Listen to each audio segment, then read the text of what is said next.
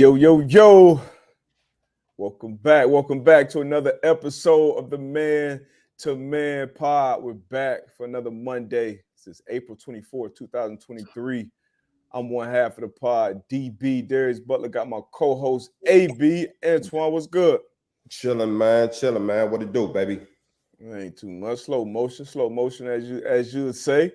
Good weekend this weekend. Had my daughter Bug, her birthday yesterday. So we celebrated some things down here with the family over the weekend. How was your weekend, man? Man, it was good, man. We let me see. We had a 7-on-7 tournament, man. We were coaching.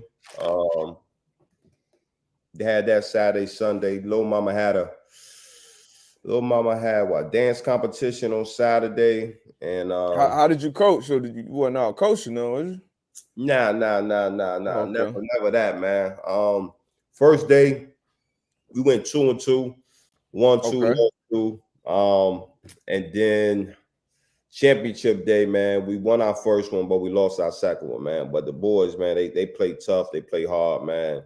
They do everything I ask of them, man, on the defensive side. So I can't complain too much. Okay, I hear that. You win some, you lose some. That's it, man. Tell them they gotta learn from these experiences, man. But and little man had a soccer game yesterday, so he did his thing. I think he had like 4 goals, man. So okay, yeah. He be hitting the celebrations or no? Oh yeah. He gonna hit you with that gritty every time. He gonna hit you with that gritty every time. So yeah, man, he be doing his thing out there, man. He's busy on the like soccer, basketball, and flag football right now. So okay, keep you busy on the weekends, man. We started soccer. Was that yesterday? One of the boys out there hit top corner goal when and hit the Neymar celebration. I said, "Oh, that's really hard." But yeah, we got soccer, tennis, golf going on right now. Whew, you know how more power to all the parents out there doing it, man. Facts. It's a lot, man. But what it's draft week. Oh, facts. That's a fact. That's a big fact. But it's draft week. Obviously, we got a lot to talk about. NFL draft. NFL always kind of dominating the sports headlines. It's one of the biggest events of the year. This is when every fan base get excited. Some fan bases are already looking forward to being upset with whoever their team is about to pick in this draft. This April 27th, Thursday night. That's when the prime time round 1 kicks off. And then obviously day 2, day 3. But it should be an exciting one per usual. We got the draft. We got the NFL playoffs to talk about. And then in your world, your boxing world. NBA playoffs. My God. Apologies. NBA long weekend. NBA playoffs. We got to have a big fight this weekend. Your guy who you said was going to win it from the jump. He won it knockout in the 7th. We definitely going to talk about that. Get your expert, opinion from that. What was your quick thoughts on it though? Hey, like you said, I thought Tank was going to win. I thought it was going to be a good fight. I did think one of them were going to go down, but obviously, we'll talk about that on the other side. Yes, sir. What else we got? Man, we got some prime talk, man. Colorado, their spring game was on ESPN. Obviously got some moving parts there. Mm-hmm. Want to get your opinion on that? Is it good? Is it bad? Is it a good look for Colorado? Is it a good look for Prime, the players, the transfer portal? So we're gonna touch on that. Obviously your F1, your Formula 1 got some got some news there. And other than that, as always, comment in the comment section, ask some questions so we can get this good dialogue. Everybody in the comment section, but it should be a good one as usual. For sure, man. Appreciate it. Hey, keep sending those questions. I saw a couple come through already on the Twitter using that hashtag M2M Live. Without much further ado, we'll catch y'all on the other side. Yes, sir. Darius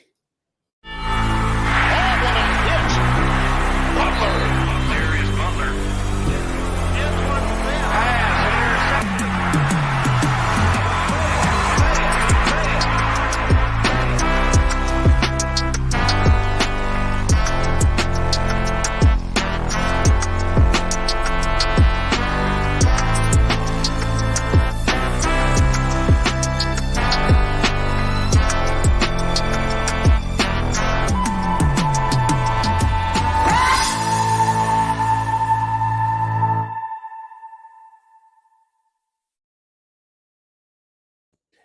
Yes, sir. We back, man. Let's jump right into it. Let's go into that ring, man. Primetime fight of the weekend. Tank Davis versus Ryan Garcia, one of the internet sensations out here. Tank Davis, I feel like he was kind of a cut above. It's from my casual boxing watching experience. Just felt like he was way, more advanced. Garcia talented. I enjoy watching the kid fight, but what was your thoughts on this fight, this Tank Ryan Garcia fight that ended with a nasty body blow? Yeah, man. Good fight. I think everybody was excited for this matchup, Tank and Ryan Garcia. If you look at it head to head, man, Ryan Garcia was a bigger fighter. He had the reach, younger. And they gave us what we expected. Mm-hmm. And like you said, I just feel like Ryan Garcia, he came out really, really aggressive. Yeah. Really aggressive. And it was crazy. We watching the fight, and my first thing was like, okay, can he keep this pace for 12 rounds? And his mindset was like, I'm gonna go in here, I'm gonna get Tank up out of here, or I'm gonna get out of here. But he was really, really aggressive, and you can just tell when Tank put him down the first time, just a film study. You always Tank was talking about the left hook. He probably put the left hook 3-4 times, and Tank ducked every one of them. Counter, you know what I mean? And after that, you just see a total different fighter from Ryan Garcia. Mm-hmm. He wasn't as aggressive. He kept his distance, man. But then that body shot, man, and a lot of people talking about that body shot didn't look off. But if you, and I'm pretty sure you fell on the football in your younger days and got out of you. You know what I mean? But if a person hits you in the right spot at the right time, it could be damaging. As we seen, it was a knockout. And again, man, Tank Davis still undefeated, man. Great fighter. Man, what's crazy, I didn't even see it like live as I'm watching the fight. I didn't even see the body shot. I saw him duck it, and I saw Ryan. I saw him back up, and I could tell just on his face how he was moving. How you trying to put on that face, and he probably about a good 3 seconds. He just couldn't take. But they are them liver shots, boy, ain't nothing to play with. That body shot, like you said, fall on the ball, getting hit in the wrong spot. That wind get knocked out of you. The first time it happened to me, I don't know, I was probably 11, 12 maybe. I thought it was over with. Yeah, I thought it was over. You down there, you can't breathe, you can't talk, you can't, and I can't imagine, for me, I never really caught a body shot like that. But a lot of people was like, oh man, he threw the fight, he quit, he was fine after the 10 count, all this other shit. Look, that them body blows different, man. Yeah, man. Yeah. So whole body reset. Facts, man. But shout out to Ryan Garcia. I think everybody, I think you talk about boxing and you talk about, the top guys not fighting one another. So this is what we love to see. The guys, get the egos aside and say, look, man, good on good.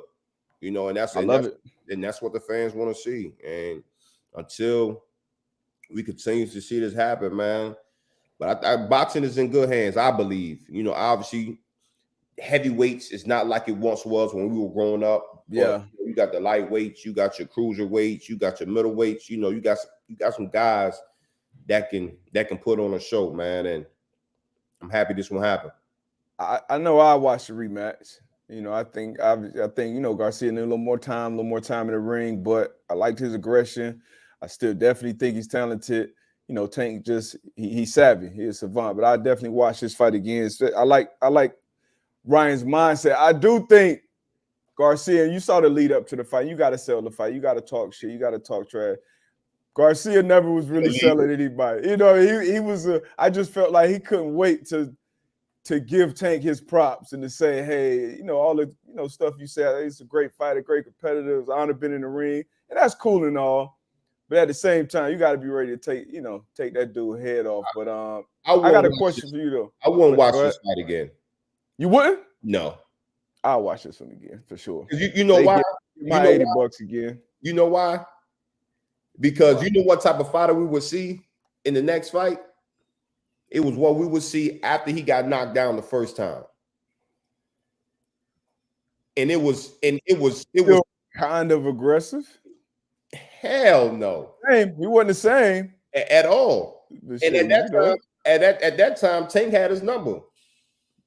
Tank was. I'll watch it again. You go back to the drawing board, and Garcia, after, I don't know if he said it wasn't excuse making. He said he had a mole in his camp. I don't know if you saw this come out. Yeah, I said he had a mole in his camp. Feeding the Davis corner some information. I don't know how big or small of a thing that is in boxing. I'm sure it, has something to do with it. But I got a question for you as far as like the rehydration clause or whatever was in this contract for Garcia in this fight. Because I believe he was the bigger fight. He was the heavier fighter, right? Yeah. So what was that all about? Because I saw some people complaining, saying it was at a major disadvantage for Garcia. He already was. Yeah. What was that about? So, from my understanding, a lot of fighters do this. I know a lot of people say Floyd used to do this back in his heyday, against his opponent. But I don't want to come off wrong, but I'm not 100% sure. Let me I'm gonna look it up real quick. Okay. But they did say it's a disadvantage for Ron Garcia, being that he is the bigger fighter. Him cutting that weight and losing that weight, feeling though, he loses his power. Then obviously after the weigh-in, he could do what he can, do what he does or whatever the case may be. But a lot of people say it was a disadvantage, but in my eyes, man, you sign. You know what I'm saying? After you sign on that dotted line and you agree to it, then we got to go get it. Yeah. I feel you. I just, I would like it to be a fair one. So usually after the weigh-in, they can eat and rehydrate and get back to close. Okay. Yep. So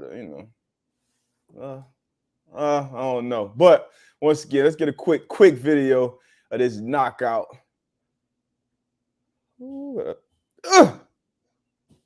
Oh. So let's see 77 one more time. So this is the rehydration clause. The clause dictated that while both fighters would weigh in at 136 after cutting weight, they would not be allowed to gain over 10 pounds until the fight. So you have the weigh in. You weigh in at 136. Yep. You're not allowed to gain over 10 pounds until the fight. Okay, so leading up, right after the fight, right after the weigh-in until the fight, I'm allowed to gain that weight back, or no? After the fight, you would not be allowed to gain over 10 pounds until the fight. So I think maybe fight day, or I'm not sure the hours, that's when you can put your, you can rehydrate, you can eat. Because I think his trainer, Ron Garcia's trainer, said, you guys act like, we was gonna eat 10 steaks or whatever the case may be to get our weight back. So I don't think, and I can't say that because I've never been in a boxing training as far as losing. Them boys looked small, dehydrated, damn near sick at the weigh-in. Tank is 5'8". He's 5'5", 136. Like, that's small, bro. You say look. Any idea what Garcia walk around with? Like, is he like usually like 150, 140? I'm thinking he probably walk around like 150. Because he could easily move up to 140. So I'm pretty sure he probably walk around 150. Yeah. But I like you said, boxing is in good hands. It seems like it. So who's next up for Davis? Who does the boxing world want to see him fight next? I don't know, man. But obviously, you look at Devin Haney, Shakur Stevenson, like those, like But I don't know. We're gonna see. We shall see. Brad Richardson, according to our boxing insider, Brad Richardson. No clue if Brad is really a boxing insider, but he was 165, I think, before camp. That's a lot of. That's 30 pounds. Shit. He looked, like I said, even Davis looked small to me, but he's always small. But at the weigh-in, both of them boys look super light. But yeah, Brad. It is what it is. Like you said, when you sign it, Yeah. You saying it. So, like I said, Shakur Stevenson. I see Haney under there. Yep. My guy, Devin Haney. So I would say those two. I think that those two. Now, those two fights, I feel like could set up a trilogy. You know what I'm saying? Like, so this ain't the trilogy one that you want to see. Hell no. Nah. Garcia Tank. Okay. Not in my opinion. And again, I'm no boxing expert. You know, I like the sport, but I don't think it's a trilogy. Not even a rematch. Not even a rematch. Damn, let him get a couple more fights in his belt. You don't think he can get back in there with Tank? I mean, he did. It did look like Tank was just waiting for, you know. Nah. But I like the fact that Garcia came out there aggressive too, man. I mean, I do too. I mean, it was a hell of a game plan. But you know what Mike said. What Mike Tyson say? Everybody got a hit in your face, and we seen that ASAP. Till you get punched in the face in that second round. I think I just sent out a tweet like, "Oh, Garcia applying the pressure early, sin, whop." Oh shit, just that quick, boy. That boxing shit ain't nothing to play with. But great fight for the weekend for me at least. I enjoyed it. I paid the 80 on I think Showtime, and you know I felt like I was entertained. It was worth it. You know that was one of those fights like you said. You got to be in your seat watching from ding ding from the first bell run because both of them guys had knockout power and they both got a puncher's chance. But that body shot, boy. Hopefully y'all don't ever experience it to have to earn that respect of it. But that shit real, man. But moving on to the NBA playoffs before we get to this draft talk. I don't like how Dylan Brooks been trying to cop a plea after jumping out there trying to be the villain. Decline interviews after the game. Now he's saying the media making me a villain, the fans making me a villain. That just creates another persona for me. I think he put a lot of that on himself. And you start barking up that tree. You know, you poke the bear, you already know what's gonna happen. But Lakers, they lead over the Memphis Grizzlies 2-1. Game 4 is tonight in LA. I know I'll be locked in. Ja Morant returned with the broken hand. He dropped like a 45-piece, I believe. Yeah, dog. Dylan Brooks, you know, he had a stinker. Lakers came out, I think they were up like 26 in the first quarter. So they came out, set the tone early. Another game in LA. I'll definitely be tapped in, man. How do you think this series ends? I know you picked the Lakers early to win it all. How do you think this series ends for the Lakers and the Grizzlies? 4-2 Lakers. 4-2 Lakers. Lakers in 6. Dylan Brooks, man. Some clown shit right now, man. Like, you know, you gotta. I would say, you know, just the whole Memphis Grizzlies at one point. I think they will get on everybody's nerves, and Dylan Brooks was at the front of that. You know what I'm saying? Just the way he, you know, going at everybody, the trash talking, and look. If you like it, I love it. You know what I mean? Like if that's the person you want to be on the court, then stand on that. But then when people start, you know, agreeing with you and riding that wave, like you say, like don't cop the plea now. You know what I mean? It's getting a little traffic. You know what I mean? You tell LeBron, like, man, I don't respect nobody unless they drop 40 on me. All right. You say that, stand on that. You know what I mean? So now I don't like this where you say, you know, the media and the fans are trying to create this. Nah, bro, you created that. You created that. Now you created everybody's, you know, accepting it. You got to stand on it. But I got the Lakers at 6 on this one. Lakers at 6. I think I'm right there with you. And Grizzlies, I think they had a better chance with all this Dylan Brooks shit because now this is what everybody asking LeBron about after every game, after the practices, the walk, the shoot arounds. Hey, what do you? And he been like deflecting as much as possible. Like, come on, man, I ain't getting this shit. He done dealt with, you know, Lance Stevenson or this guy along the way who kind of tries to become that LeBron agitator. I think one of the reporters asked him after the game, "What type of statement did you make today with your play?" He was, "Me? Like, come on, man. This is the first round playoff. Like, what we talk about here?" So it's good for the headlines, I guess. But like once again, once you go heel, once you go, you know, villain, Ain't no ducking and hiding. That's just who you are now. And Draymond, a lot of people say, oh, he's doing the Drake. Look, Draymond, I believe at least, backs that up on the court and got a resume to back that up as well. And whoever you are, for new kid on the block, I ain't got a problem with it. You're a pro. If that's what it takes to get you going, do what you got to do. But no, when you step into everybody else's arena, you got to from know the time you warming up, you got the bullseye on your back. boo! I mean, everything you do. He ended up being ejected from this game, actually, which I didn't agree with. I think, yeah, I agree with the ejection. We've seen, I think, him ejected now. We've seen James Harden ejected on an offensive foul. You know, hit dude in the groin. Joel Embiid kicked the dude in the groin, didn't get ejected. It's been a lot of very inconsistent. Draymond stomping cats out. Yeah. Stop, my man. Stop Sabonis out. We didn't talk about that, though. How do you feel about that? That we know the history he had, but Sabonis clearly grabbed the man's foot. Clearly grabbed his foot. Draymond may have accentuated the step a little bit on his chest. But how do you feel? How you feel about it? We got kids. I'm a big who started it guy. Who started it? All right, don't come up here in the room lumped up. Sabonis started it. Draymond finished it, and now Sabonis on the ground rolling around like he about to die. Somebody you gotta get X-rays. I'm like, come on, man. Like, y'all doing too much. But hey, look, Sabonis started it. Draymond finished it. You know, he gave him an extra little stomp or whatever the case may be. But he ain't that flexible.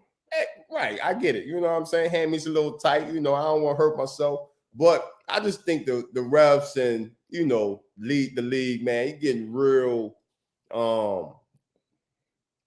quick with the ejections, man. Like, come on, man. Like, you know, it's these big boys out here playing. Like, you don't gotta throw everybody out just cause whatever the case may be. Like, I would even appreciate, you know, getting the check and give him a $5,000 fine or whatever the case may be, $10,000. And he got kicked out the game too. So if that's you what I'm eject him saying. out the game, don't suspend him for one after that.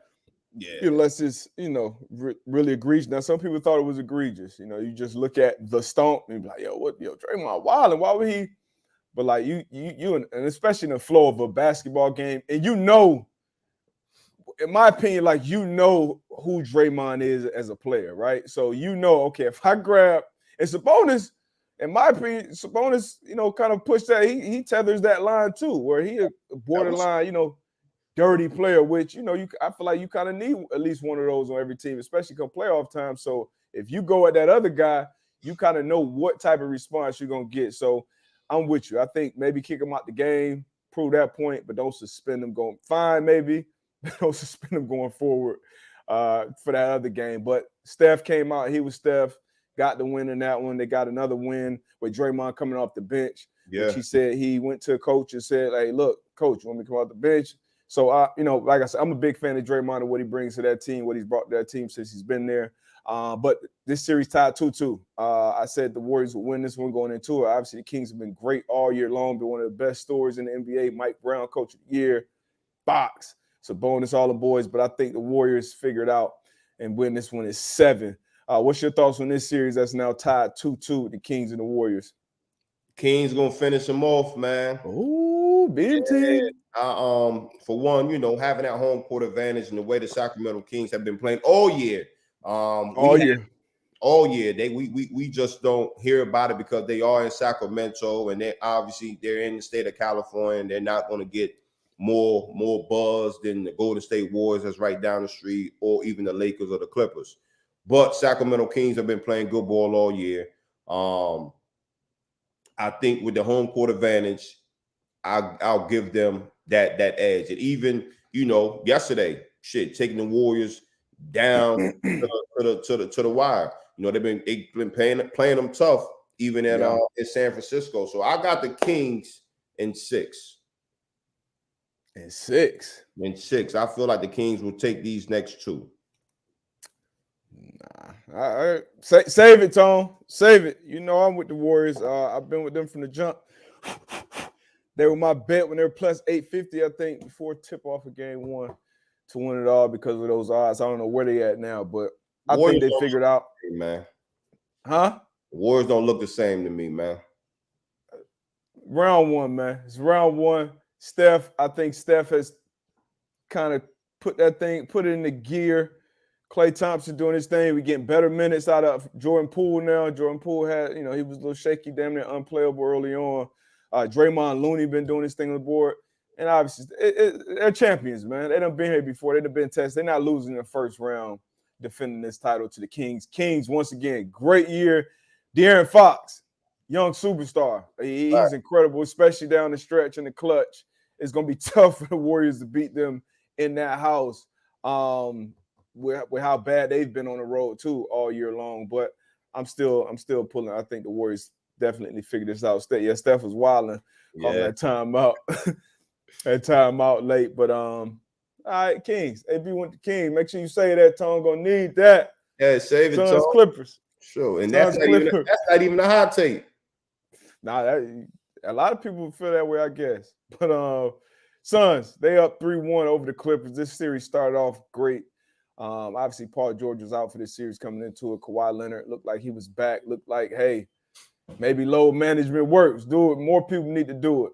And now he's been out. He'll be out for the next 2 games, man. Game 5 Tuesday in Phoenix. How you see this one ending up? Man, you already know how it's going to end up. Charles, Kenny, Shaq, and Ernie. Going to have the Clippers. Going to have my man Russ. Going to have Kawhi. Tyronn Lue in the boat with the hats, with the fishing poles. Cancun on 3. They're gonna be gone fishing, man. The Kawhi with the PG, obviously him being out that hurt, but then with Kawhi being injured, it's kind of summed it up, and you hate to see it because at this juncture of the season playoffs, you want to see again. We said it before. We want to see good on good. Yeah. Finish best players with the Clippers, but unfortunately we don't have that. But the Suns, they're gonna wrap this thing up and get ready for round 2. Yeah, they should win it in 5. I think it'll probably get stretched out to 6. Russell Westbrook has been putting on his best performance and playing his best basketball for a while now on both ends of the courts. But too much firepower for Phoenix. I'm with you. Phoenix in 5 or 6. This one saying, I think this one will be over in 5 on Tuesday. Agreed. Anthony Edwards, he'll be a great star in this league once they continue to hopefully build around him correctly, or he moves on. But Anthony Edwards, he is unbelievable talent. Hit some big shots. Had a great game last night to avoid that sweep. That's big, avoiding that sweep. Getting swept is embarrassing. So they took care of business last night to at least extend this series. But I think this will be over in 5. How you feel about this one? I agree with you on this one, but let me ask you, right? It's just as far as like a basketball mind, like how do you like the structure of the Minnesota Timberwolves team? Hate you know it. what I'm saying? You got the young boy, you got Karl Anthony Towns, you know what I mean? You bring in, additions. Like how do you like the I mean, a lot of people didn't like it when they first made the trade, and I was a part of those people. You don't, especially with a player like Edwards, if that's the guy you're gonna build around. Obviously, Cat is there as well, Karl Anthony Towns, who's a good player. I would like him to see him a little more aggressive, going to the rim, doing things like that. But good shooter, can space the court, can do some things defensively. But getting Rudy Gobert in there now, he's a great defensive presence. He's gonna block shots, he's gonna grab rebounds. But in this point in the year, you're gonna get attacked in that pick and roll. They're gonna bring you up top. Can't move. We saw it a couple of years ago in the playoffs. A lot of money, obviously, there. I think he's a max player. So yeah, I don't like the construction of this roster around Anthony Edwards right now. I love Mike Conley being out there, like Anderson. I think a lot of the other guys bring something to the table, but I want to see Edwards in a different spot. That trade never made sense to me though. As far as like to win the championship, never made sense to add Rudy Gobert to this roster. But that's my opinion. What about you? No, I mean I agree with you. That's why that's why I asked. Yeah. It just doesn't look good. And again, I hate to see young players and with a lot of ability in bad situations. I won't call this a bad situation, but it's not a good situation either. You know what I mean? So that was just my reason for asking a basketball time. And Chuck, said he's not going to be a star. Quote, he's not going to be a star. He's going to be a superstar. Career 30-point playoff games before turning 22. LeBron James leads the way with 8. Anthony Edwards, he passed Kobe Bryant. Rest in peace, Mamba. Last night with 5 now. Kobe had 4. Luka 3. D. Rose 3. Tracy McGrady 3. Anthony Edwards had 34. 12 for 27 last night. Sixers already in the second round. Got them boys out of there. Game 4. Yeah, got them up out of there quick, handle business as they should have. Embiid and Harden handle business. They already in the second round. Heat. One of your teams. Yeah, my squad over 2-1 lead over the Bucks. Obviously, Greek Freak been banged up in this one. We lost Hero. He'll be out. But we're up 2-1. Game 4 is tonight in the Yayo. If we I got y'all winning tonight. You got us win. If we go up 3-1, Sports ain't losing the series. I got y'all winning tonight. Yeah, I got y'all winning tonight, man. That Greek Freak injury is we just got huge, the doors beat off. All right. That's huge, man. I like y'all tonight at home in the Yayo. And again, I think this series is going to come down to when does Greek Freak get back into the lineup. You need your superstars this time of year. You're not going to win. You're not going to win games without your superstars. So if Greek Freak is not on the court, you guys will be going to round 2. But I definitely have y'all tonight winning. He win tonight. He advanced from the both of us. Knicks lead the series. This is big for basketball, big for the Knicks. They up 3-1 right now. Game 5 is Wednesday in Cleveland. I tell you what, the player I'm loving most from this series is Brunson, man. Yeah. And they asked Luka, obviously the star of Dallas Mavs, how much do you miss Brunson? They asked him that during the season. He said a lot. And he is a dog. Obviously not the biggest guy on the court, but just a savant with that ball in his hands. Pops played, how he creates space, how he's able to get his shot off, how he can create for others. Great addition, money well spent for the New York Knicks. They up 3-1 over the Cavs. Donovan Mitchell coming off a very disappointing performance, but Game 5 is Wednesday. How you feel about this one? Oh, they're gonna close it out again. I agree with you, Jalen Brunson. Great acquisition this year. What he's been able to do for that Knicks team, bringing some veteran leadership along with Julius Randle and company on that side. Even Julius Randle being benched last night. They say it was an ankle injury, but Thibodeau making that hard decision to put one of his star players on the bench, and it worked out for him. But again, man, Jalen Brunson playing some good ball. New York Knicks will close this game out, the series out, and win it 4-1.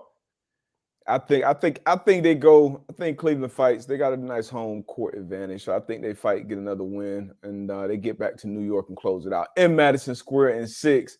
But Donovan Mitchell, he can't have games like that. 11 points, 5 for 18, 6 turnovers. You can't have it. You can't have it. So they definitely gonna let him hear it next time he's in New York, which is the place that a lot of people thought he was going. They definitely gonna let him hear that, but you can't have those type of performances. I think he bounces back at home and have one of his big games, but then the New York Knicks, they seal it. Barrett, Randall, I know you said he got benched, and Brunson, they're gonna have to put on their back and get it done at home. But it's been a entertaining playoffs so far for the most part. Hawks stole one, 3-1. I think the Celtics end this one in 5. They stopped playing with their food. What you think about this one? No, okay. I agree with you. Celtics in 5.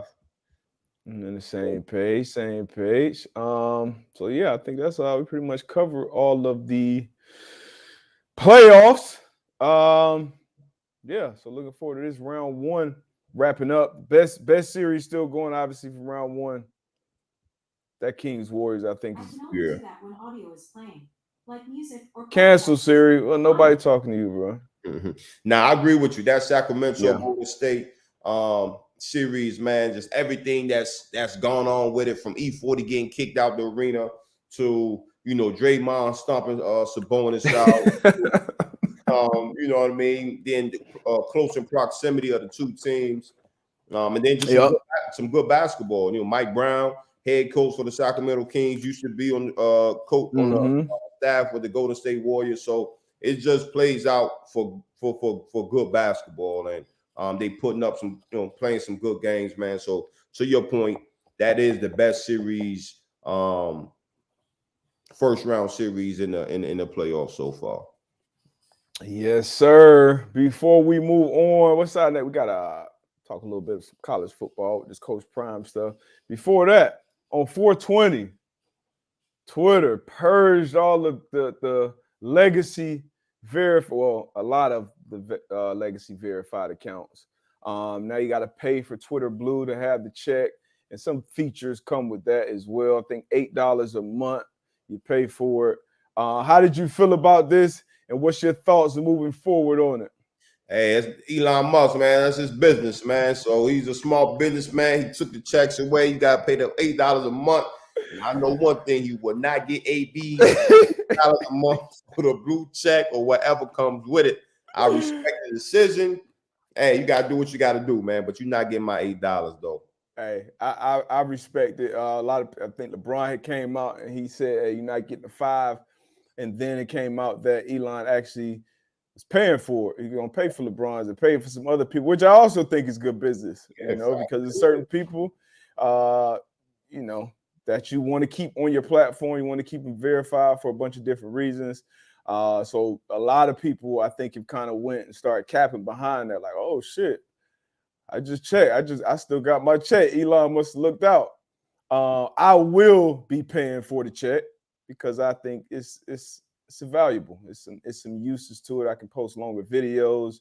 You get certain things, tweets. You can go and edit. So it's a lot of things I actually get. I done tricked off $115 on for less things. So I'm gonna use it for the right reasons. But so I'm gonna be a blue check mark, I guess, for paying for it. Because initially when he said, I ain't paying for that shit, man, for what? But I was advised to, hey, just do it. Just get it done. It's $8 a month. So fuck it. I'll be rocking with it. I'll still be in the blue check gang. But he had to create some revenue. He trimmed a bunch of his workforce at Twitter. And now you're obviously getting the money back, because I'm sure people, and a lot of people coming out, oh, I'm not paying for it for whatever reason. And it's cool if you decide not to pay for it or to pay for it, whichever one is cool to me. But it's always, when something like this happen, people always want to get their 2 cents out there. But I think it'd be interesting to see how that all unfolds and continues to unfold on Twitter, which I've been a part of since 2010. I've been on there for a minute, man. You should have looked out, Elon. Should have looked out, dog. The good old. But when y'all see mine, just know I paid for it, okay, Elon? Elon, they look out for the kid. What else we got? Some other storyline. Actually, we'll go college first. We'll go with that Prime. Coach Prime. Colorado spring game was on ESPN, the only college to have their game on ESPN. Some other schools were on ESPN Plus. Colorado got the ESPN plug, had Chris Fowler out there calling it. RG3, I believe, was out there as well. And this is the difference. So this is the Prime effect right now, obviously leaving Jackson State, going over to Colorado.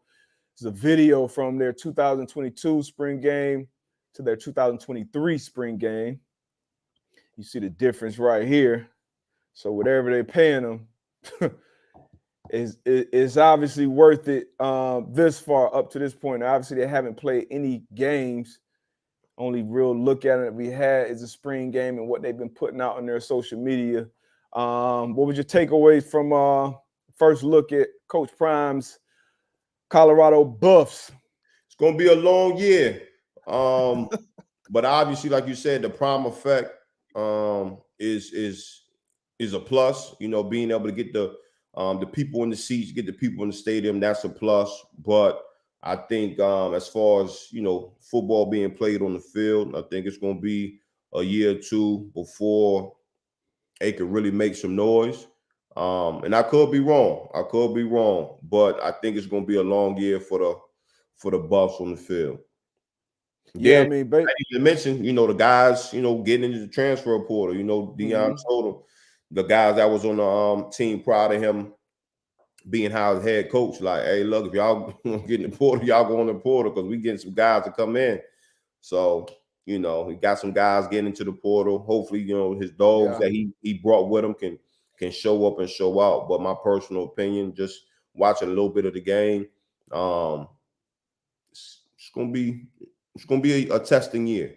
It's gonna be a process. Mm-hmm. It's definitely gonna be a process, and it's gonna take some people, some fans, players, coaches, boosters, etc. to, as Joel Embiid would say, trust the process. Yeah. And obviously, when you hire a head coach, you're not only hiring him for what he's doing now, but what he's going to do recruiting wise and school and all. And I think Prime has done a bunch of that, but you got to get out there and play and win ball games. And based on what my expertly trained eye have seen, and he put a lot of content out there, I got to agree with you that it's going to be a long year this year. Now, some guys that I haven't seen yet that's supposed to be big-time players, we'll see. But this tweet from College Sports Only. Remember when Deion Sanders went viral in December telling Colorado team to go ahead and jump in that portal because the more we jump in, the more room we make. Well, as of Wednesday, 23 CU football players have entered the transfer portal this season. And if you watch the game, wide receiver Montana Lamonius Craig had a big game. It was probably the star of this game after the quarterback, Deion Sanders. He entered the portal a day after. Good business move, probably. Shit. A day after leading Colorado with 154 yards and a TD in the spring game. Wide receiver Montana Lamonius Craig enters the transfer portal. The transfer portal, a lot of people going, a lot of people coming. I honestly can't keep up with a lot of this shit. Yeah. Overall, I'm not a huge fan of it, but at the same time, I also understand each individual's journey, and sometimes you got to get up and leave. It's what's best for you and your family and your future. So you got to do that. So I guess I am a fan of it from that standpoint, but just the overall feeling I get from college sports now, it's like, I don't know. What's your thoughts on the portal? Similar to yours. I'm not a huge fan of it. Where coach talks to you wrong one day, or I'm jumping in transfer portal, or you don't like what's going on, I'm jumping into the transfer portal. But hey, coaches do it all the time. Facts.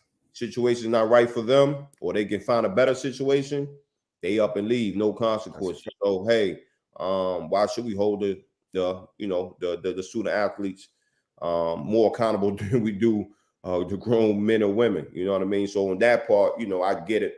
But again, I think, it says a lot about an individual too. Like if you at 2 or 3 different universities where, obviously you got to understand what the circumstances are. Sometimes student athletes want to transfer and go back closer to home to family because it could be a sickness in their family or whatever family situation. So, those situations are understandable, but it's because, you're not good enough, you're not getting enough playing time or whatever case may be. Hey, we were brought up in an era where, hey, look, we're gonna work and we're gonna try to get better until it's time to play.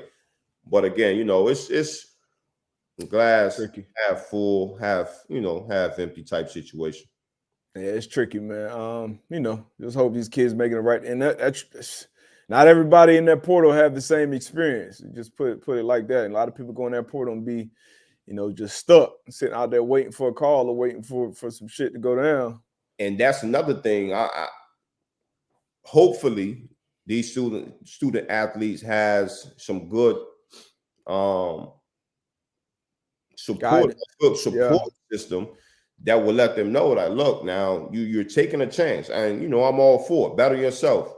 But you got to understand, when you go into this portal, a lot of time research shows that it's more bad than good. Yeah. You know what I'm saying? Because to your point, you get in that transfer portal and you get lost in the mix. Awesome. So I don't like it either because of the development of kids on the roster. So say you come in as a freshman, you need the red shirt, you need some reps. All right, now red shirt, maybe your red shirt sophomore year, you're really ready to play. But every year, somebody else transferring in, getting the reps, getting the first team going, and then I don't know. We'll see. So how many guys will we see come in and be even have the opportunity to be a late bloomer because everybody don't come in just ready to play off the rip, regardless of the level of play. So we'll see, though. Hopefully it works itself out. But I guess overall, I'm not a huge fan of it. But once again, I understand it as far as the individual goes. It's even a trickle-down effect, though. Like, even think about the high school players that's going to college.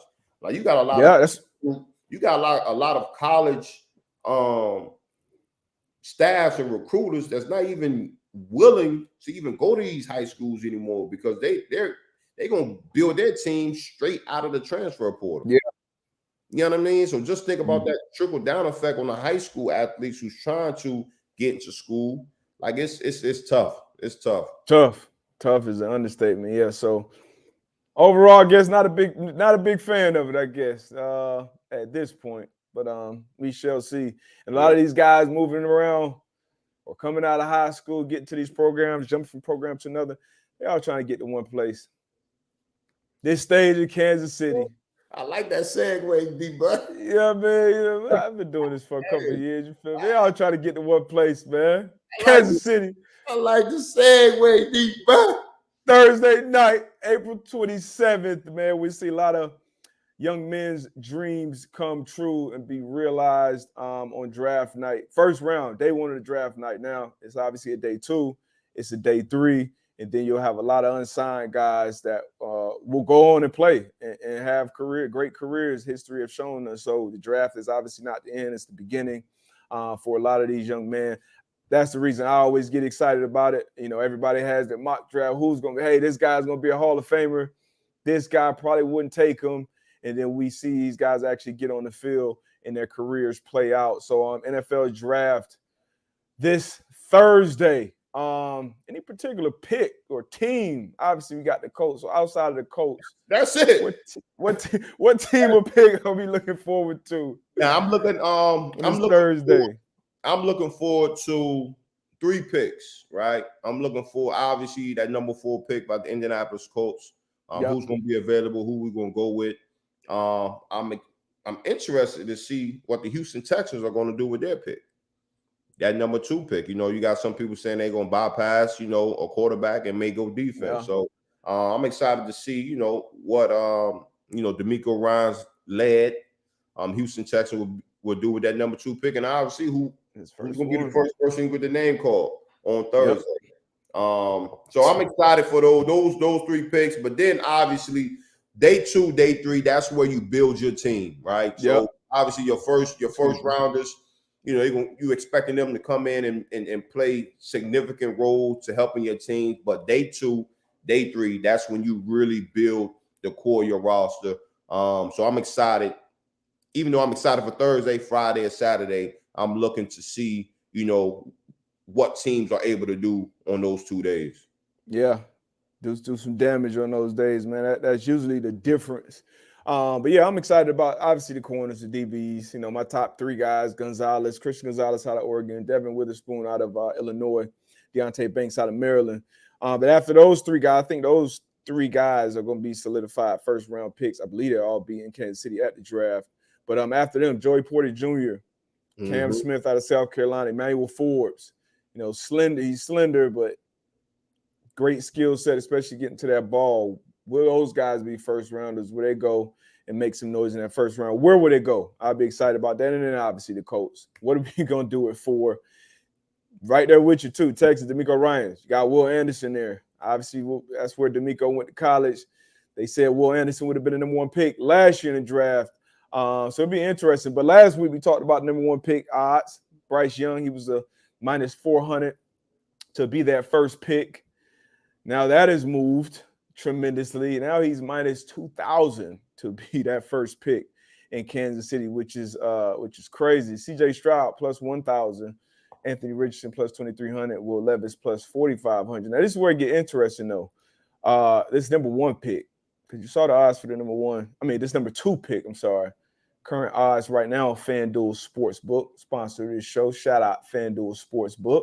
Yes, sir. Will Levis is now the favorite to be the number 2 overall pick over Tyree Wilson out of Texas Tech, pass rusher, and obviously over Will Anderson as well. And CJ Stroud comes in and rounds it up at plus 500. So right now, Will Levis has jumped up. I don't know why. I haven't seen any NFL reports as to why that's happened, but it's happened.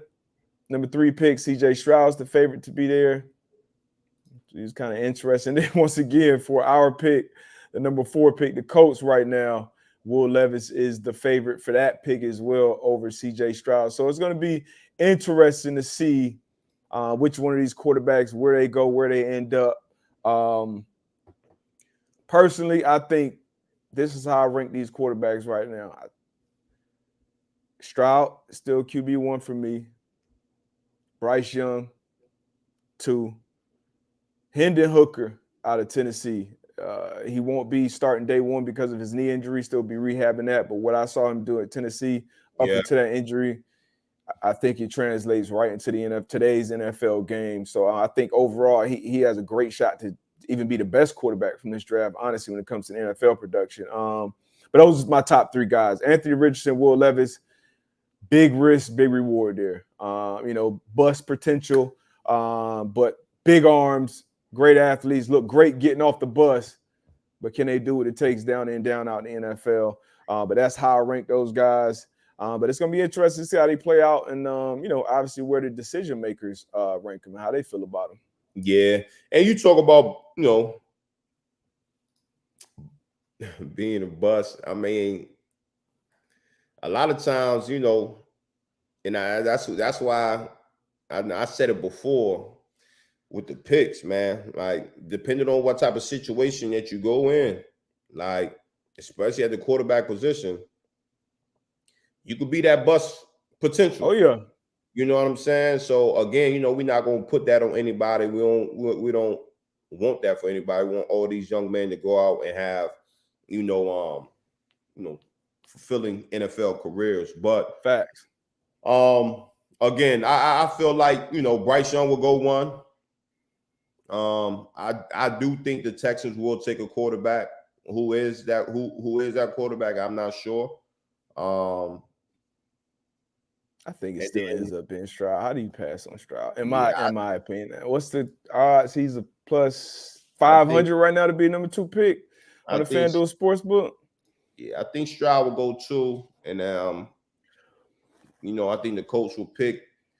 I think Will Anderson might go to 3, and then 4 with the Colts. Man, it will be Will Levis or Anthony Richardson. No. Or I don't know. We need a quarterback to go in and play now. We need it bad. But I was looking at the hooker, special with him and Peyton and Archie. I like Hook. So we already know the relationship there with Jim Irsay and Peyton Manning, the sheriff. Quarterback to be able to come in and play now. So I definitely think it'll be Will Levis or Anthony Richardson being called up by the Indianapolis Colts with pick number 4. So we will see. We got some comments here, man. As Jay Levis sounds real Zach Wilson-esque. Van Albright, the biggest bust y'all played with. Man, I don't want to call him a bust. It just didn't work out in his favor. He wasn't drafted by the Colts, but he was a high draft pick. Ryan Grigson made a trade for this running back out of Cleveland, Trent Richardson. Great talent at Alabama.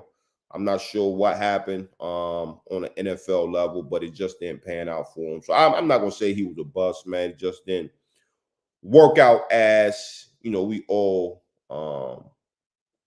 wish it could have. So that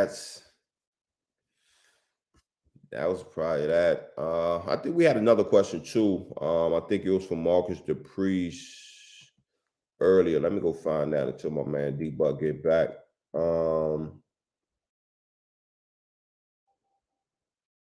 It was to the right here. What advice do you guys have for high school players? I got a sophomore recruiting has just picked up for him. My advice, man, just keep playing.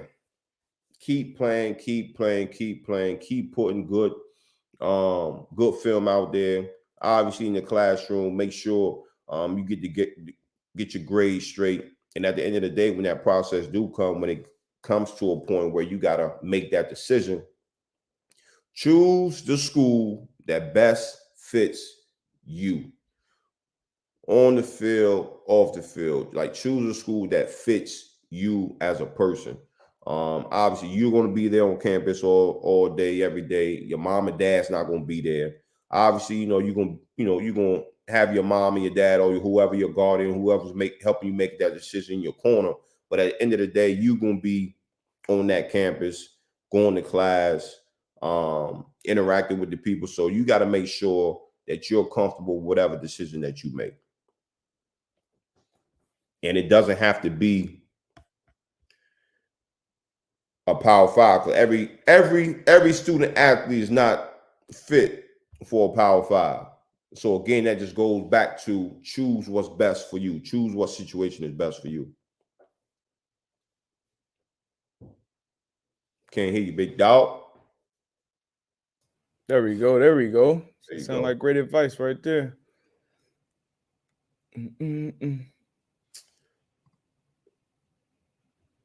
What we got? Did you get into any man-to-man questions?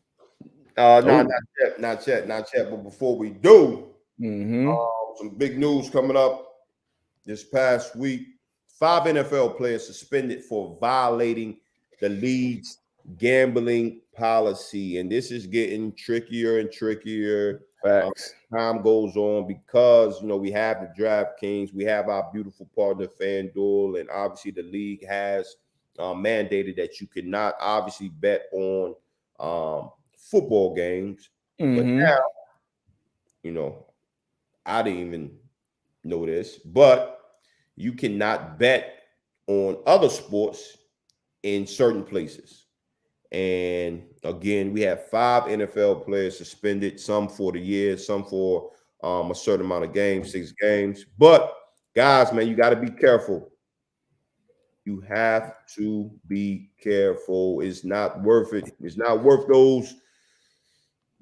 that game check. It's not worth it. You're going to win 10,000 or whatever the case may be, but you suspending, you losing out on a damn game check, man. It's not worth it, man. Be smart. Please be smart. It's not worth it. And the rules are tricky, like you said, because I know Jameson Williams, he's the biggest player that's going to be serving a 6-game suspension, I believe. But there's some coaches, there's some players involved in this. And some of these guys weren't even betting on the NFL game. They were just betting from – so like me and you were sitting in the locker room, he said, hey, I'm going to bet on UConn to win this Final Four. That's illegal for me to do at home, but I can't do it from the locker room. Or probably even if I'm on the road in a hotel in Cleveland, probably can't do it. And they have ways to track when you're on these betting sites. They have ways to track exactly where you are, and they also have extra measures to track NFL, NBA, etc. employees. And it's obviously with these suspensions, you got some you're indefinite, you got some 6 games. They sending a message, obviously, because they want to avoid, tarnishing that shield and tarnishing, hey, the integrity of the game. That's more important than anything when it comes to these, leagues. The shield. It just is what it is. Be careful. It ain't worth it. Like AB said, it ain't. At the end of the day, it ain't worth it. Be careful, like you said.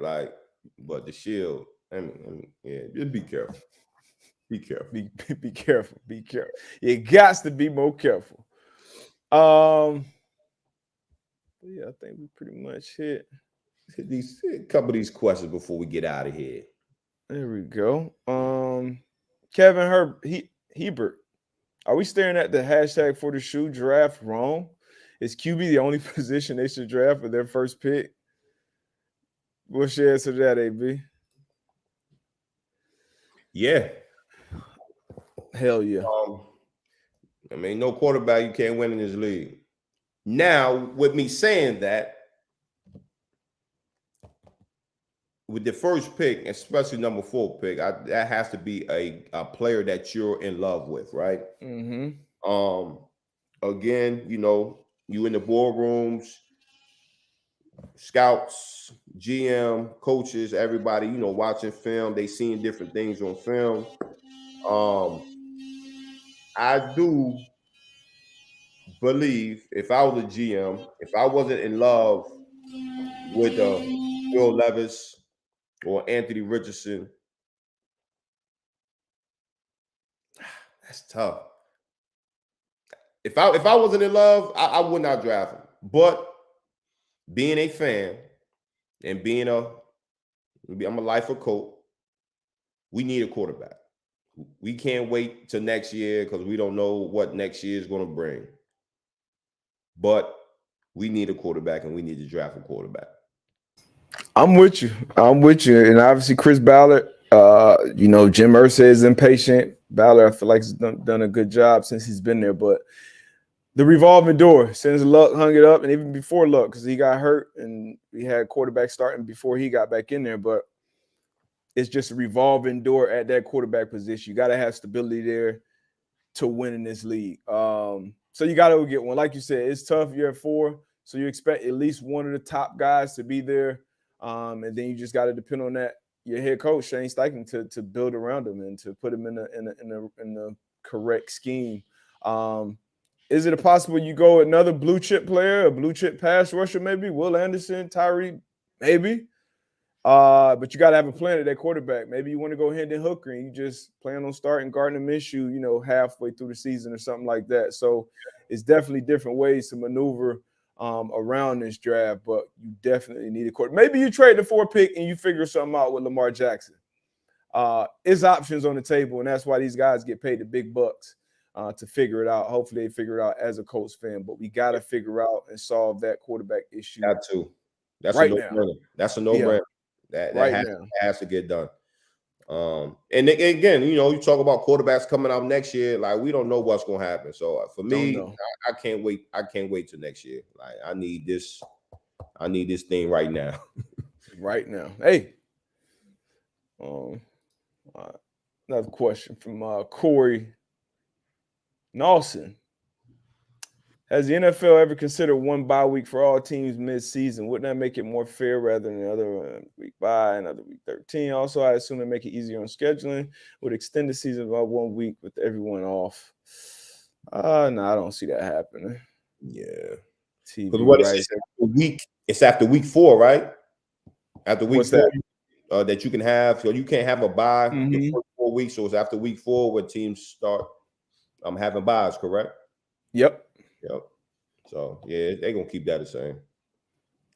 Don't see it. But couple good questions. You got this one? Yeah, from Todd Crenshaw. What is the wildest thing y'all ever seen a coach do to a player that skipped OTAs? Shit, them Jones is voluntary. Like, you dealing with grown men. Yeah, like, we dealing with grown men. So coaches, they smart now. Like, they know how to teeter that line. You might say some words that whatever, but other than that, you got to think about these grown men out here. They lifting weights every day. Most got some screws loose up top. So the OTAs, man, is voluntary. So you can't do nothing to players. Now, obviously, when it's mandatory mini camp, whatever case may be, you miss that, you'll get fined. They're gonna hit your pockets. But other than that, man, that's them pockets getting hit is all. That's all you need. That's all you need. But once again, this is voluntary. And some people have workout bonuses built into their contract, but coaches ain't got nothing to do with that. The players know what they sign up for. So if it's 100, 150, 200, whatever it is, some players say, F it. I'd rather go on a vacation to do this and just work at home. So it's voluntary. It's a pros. So they got the choice to be there or not. So yeah. Now, again, not saying it's not going to be any repercussions for you not showing up, but as my coach used to say, know what type of player you are, know what type of bat you need to swing. So obviously, if a player's been there for 8 years and he's got 3, 4, 5 Pro Bowls or whatever, 2 All Pros, yeah, he can probably miss that. But if you're a player B and you're your third year, your first year you was injured, your second year you were kind of in and out, you need to be there. So you don't need to be missing OTA. And you got to know that as a player. So yeah, that player B could potentially miss. And guess what? He probably not he could potentially not be on the roster come game one. Yeah. So again, those things happen, but yeah, they all you're a pro. You're a pro. That's what we started off with. You're a pro. So where else are you at once your team's voluntary workout start? Like if you're trying to put everything your best foot forward and put everything in that basket to win your job or win the respect or learn the system, do all these different things, over 90% of the guys need to be there, I believe. Now once again, you get in a certain year, this year, that, you've been an assistant for a couple of years, and inside and out. You got a family, a certain place that maybe not be in the city that you're playing in. Everybody got their different things, but what's your priorities? Because you are sending a message to your teammates, your coaches, the front office, the owners, because they know they get that attendance on who's there every day. So you do have a freedom of choice, but you also got to deal with the consequences that come with that, just like in life. So Grass Dude said it the best. Oh shit. My fault. Be who you can afford to be. Yep. Facts. That's a big fact. And one more thing before we get up out of here, unless you got something, maybe. No, go ahead. F1 is back. Sprint week. The Azerbaijan Baku Grand Prix is back, and it's also sprint week, first sprint week of the year. For those asking or have no clue, and I don't give a F what sprint week is. Sprint week, you basically get 2 races for the price of 1. So on Saturday, you get your qualifying done. On Friday, I believe, on Saturday, based on qualifying, you have a sprint race, which is a much shorter race. And then after that sprint, that's where you're going to line up on Sunday. So your race for, let's say, 15 laps. If you came into the sprint at, P4 and you end up getting up to P2 or P1, that's where you're going to start for Sunday's race. For viewers, it's great for us. We get 2 races on a weekend. A lot of the drivers don't necessarily like it because you got the risk of damaging your car, you get in an accident, messing up your spot from traditional qualifying. So it'll be interesting to see. But after a month off, pretty much, we'll get this race. I believe 5 races, maybe 4 or 5 races in the next 6 weeks, starting with the Azerbaijan Grand Prix. And then the Miami Grand Prix right after it, which I will definitely be at. But Kentucky Derby is that weekend as well. But I'm excited about F1 being back. Hey, tell me who's going to be on the podium. Like we already know. Tell me who on the podium. It's going to be Max. Uh-huh. I'm going to pick a podium right now. Max. Yep. Checo. Max, Checo. I'm going to go Lewis. I'm going to go Hamilton. That's going to be my podium. So 2 Red Bulls and a Mercedes. I got Hamilton in like 4th or 5th. Since we've been doing this, like this, he's been consistent in that 4th or 5th. You know what I'm saying? Mm-hmm. But we know Max won't be up there for sure.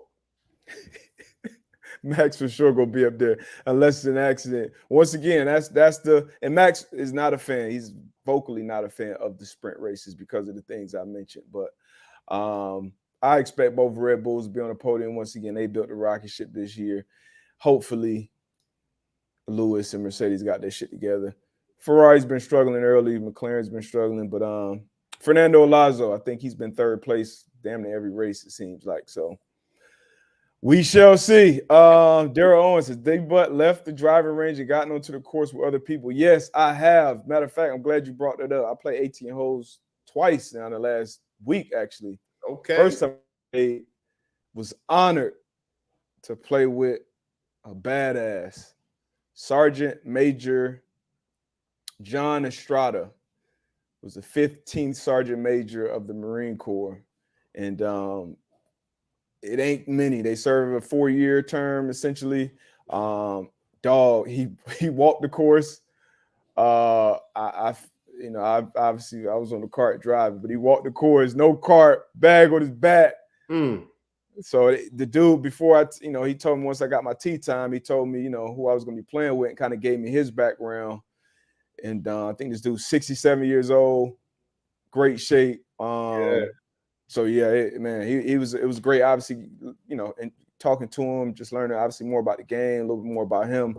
But shout out to him, shout out to everyone who has served this country to protect it. And you obviously take a lot of that for granted. For sure. I got a lot of family members who serve. My little brother serving right now. Pop served, older brother, AB. I know you got a lot of military in your family as well. Yeah. But salute to all the servicemen and women out there. But we will be back out there together on that course. But yeah, I left the range, but I need the range. AB, you gotta get on that range too, man. Yeah, we got big business coming up, man. I already know, man. I'm checking in now, man. I'm about to give me a I've been saying this too, but give me a little coach or whatever. We can get out here on the range, and eventually, man, I'm gonna start over the 9, and then I'm gonna bump my way up to 18. But this summer, we'll get us around this summer. Absolutely. Hey, y'all get your 30 minutes in too. Started week off right. Marcus Dupree. Shout out to your service. You said that was your sergeant major back in 2007. So that's what's up, man. Hard-nosed guy. Yeah, he probably a lot more relaxed now in the 60s on that golf course, but I'm sure he was. He seemed like it, man. But Jimmy B, I was a Marine from 2005 to 2013. He was a sergeant major of the Marine Corps when I came in and was that guy until 06, I believe. What a guy, salt of the earth. So yeah, love it, man. So appreciate you guys. Appreciate everybody in here once again who served or who will serve. And I guess we will leave with that. Appreciate y'all for rocking with us on this beautiful Monday. See y'all next week. Yes, sir. Hi, brother. All right, my guy. Oh yeah, I gotta get the outro. I'm tripping. Hey, Up and Adams. I'll be on there in about 5 minutes. Go. Yep.